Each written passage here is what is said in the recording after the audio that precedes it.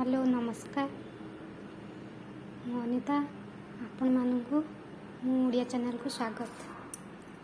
देखंतु मु आज आम ओडिया घरर पारंपरिक डालमा बिना प्याज रसुण बनवा को चाहूँगी। आपण माने निश्चय ट्राए करेंगे, बहुत भल लगे। देखंतु मु परिबा सब काटिकी रखी देछि।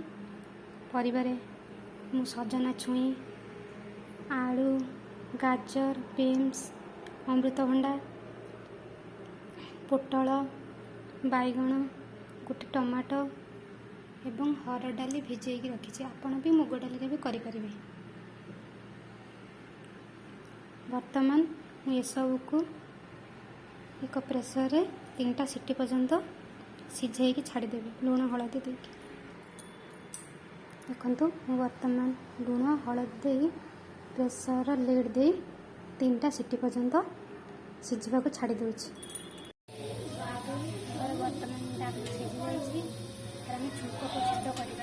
गरम होला चामच तेल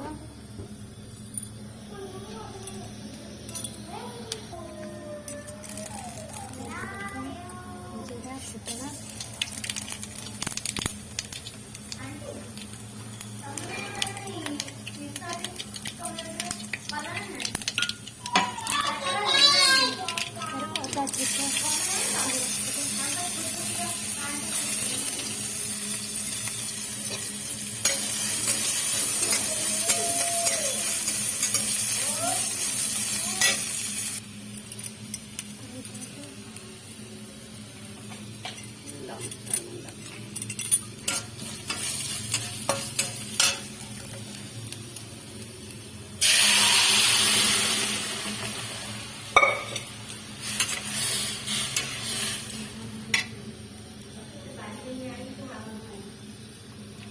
आम बर्तमान डालमा रेडी।